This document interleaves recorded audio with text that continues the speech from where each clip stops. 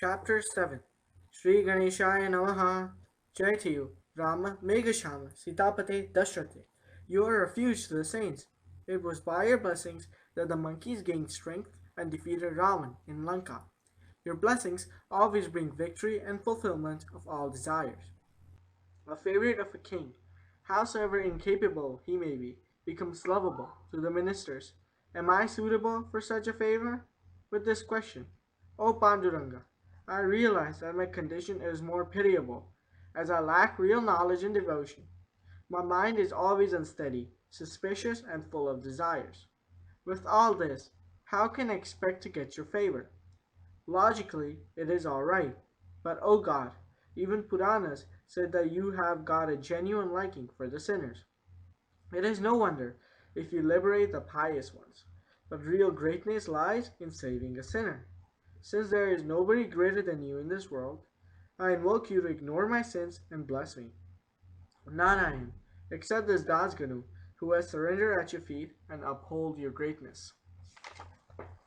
Under the leadership of Khandirao Patil, all the villagers actively participated in the function at Hanuman Temple. These Patil people had an ancient heritage of wealth and landed property. Devotion to saints and sages had been their family tradition, and now with the authority of the village head, this worshipping was done with greater enthusiasm. Mahadaji Patil had two sons, Kartaji and Kukaji. Kukaji the younger was a great devotee of Panduranga of Pandharpur. The family had blessings of Sri Gomaji Maharaj of Nagsari. Kartaji Patil had six sons, and Kukaji none. After the death of Kartaji Patil, Kukaji did the bringing up of the six children as his own, and also brought great prosperity to the family.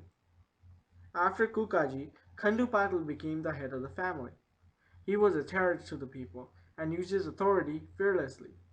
He had five brothers, Ganpat, Narayan, Maruti, Hari, and Krishnaji.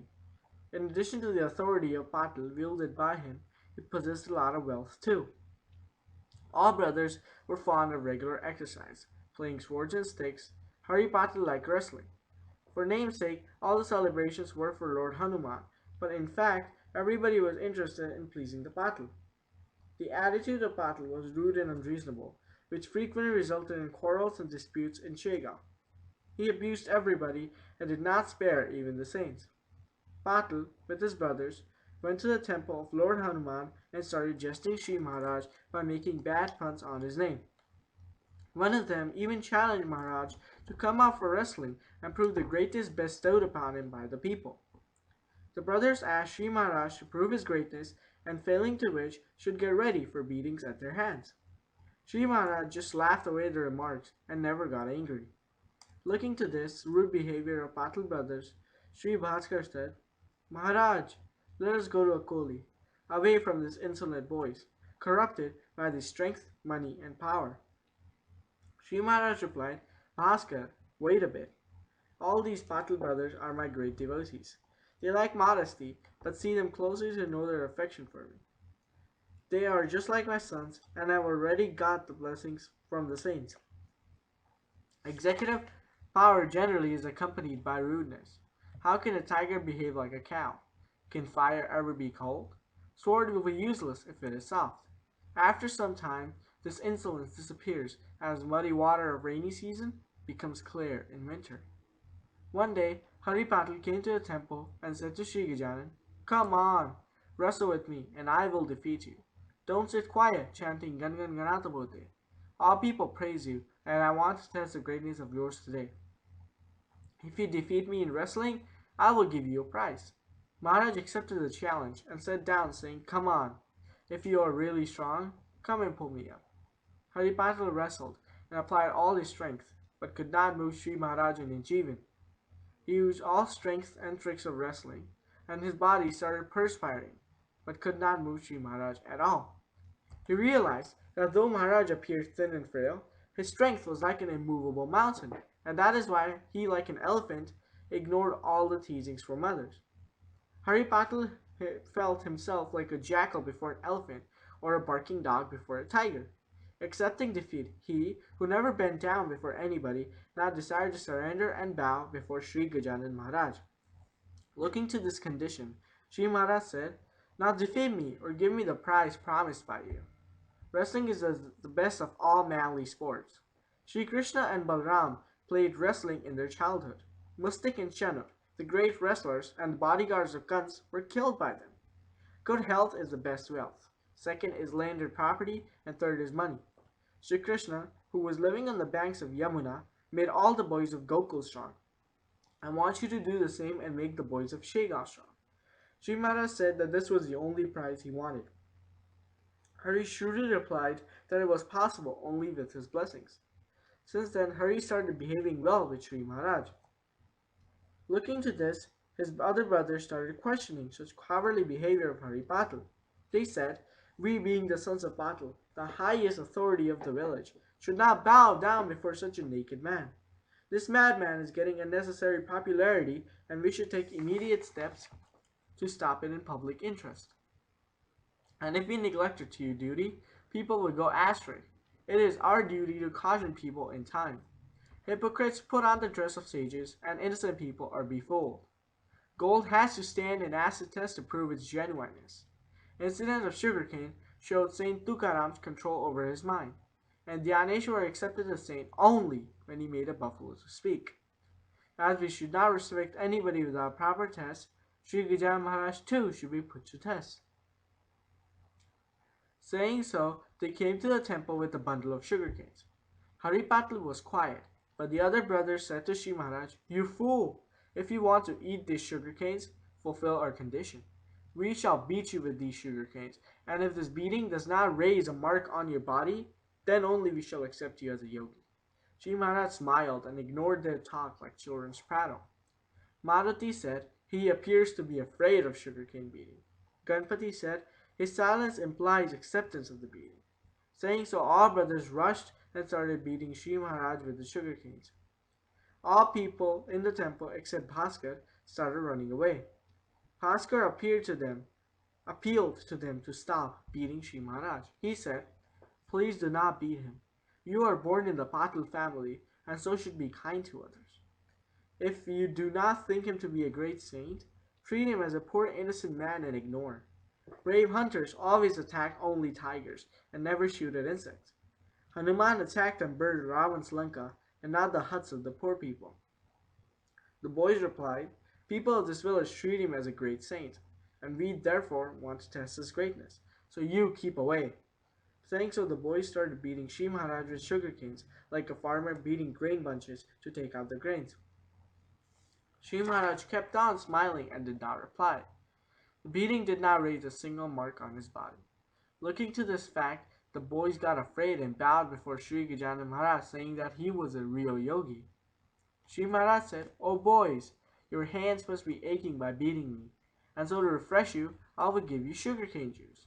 Saying so, he took sugarcane one by his hands, and only twisted and took out the juice and gave it to them to drink.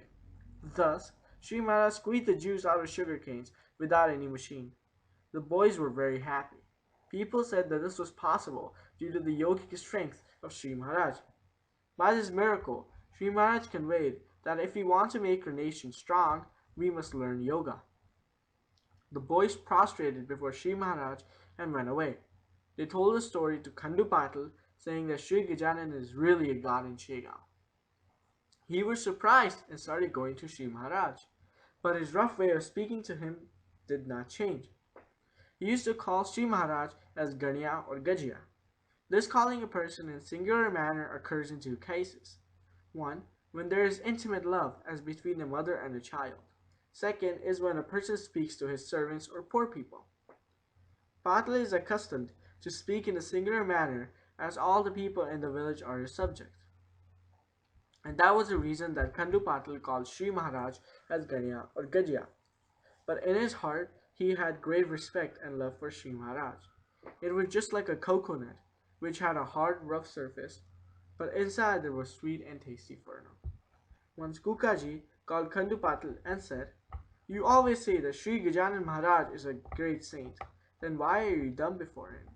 You have no child, and since I'm getting very old, I very much would like to see a grandchild to me.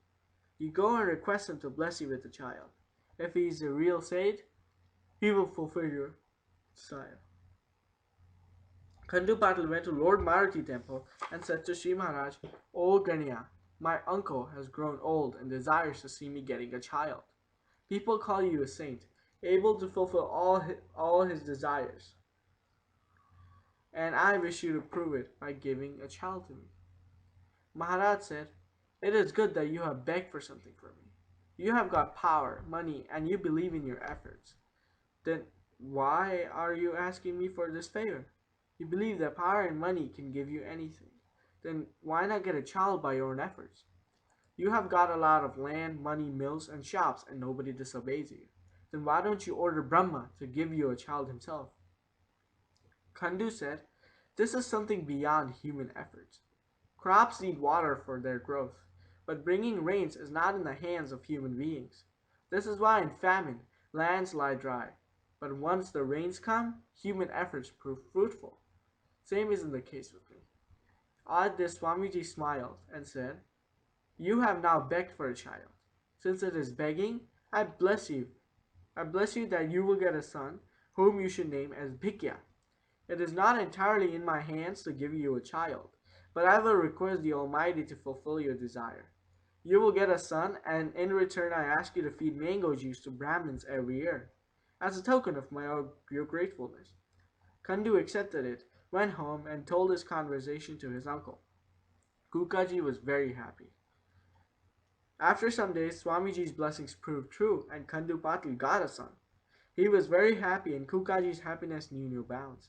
Kandu Patil distributed jaggery and wheat to the poor and sweets to the children of Shega. The child was rightly named Bhikkhu, who like a moon went on growing. Kandu Patil, as promised, fed Brahmins with mango juice, and this practice is still continued by his descendants. The child, by the grace of Shri Gajanan Maharaj, started crawling in the house of Kandu Patil. The happiness of the Patil made Deshmukh people very unhappy, as Shegaon was a divided village since long. There were two rival groups at Shegaon, one Patils and the other Deshmukh. They were always at daggers drawn, searching for an opportunity to destroy each other. Two pundits, two ministers, two fighters, two mechanics, and two dogs, when face to face, always fight. Same was the case with Patil and Deshmukh. After seeing the grandchild, Kukaji died at Pandharpur on the bank of the river Bhima, and Kandu Patil was sad to have lost his protector. Looking to Kandu Patil's state of mind, Deshmukh exploited the opportunity to put Patil into trouble, the details of which will be narrated in the next chapter. Please listen with an open mind. This is Gajanan Vijay, composed by Das Guru. May you be blessed with auspicious things. Shubham Bhavatu. Here is chapter 5. Swami Samad Sadguna Shri Gajanan Maharaj Ki Jai.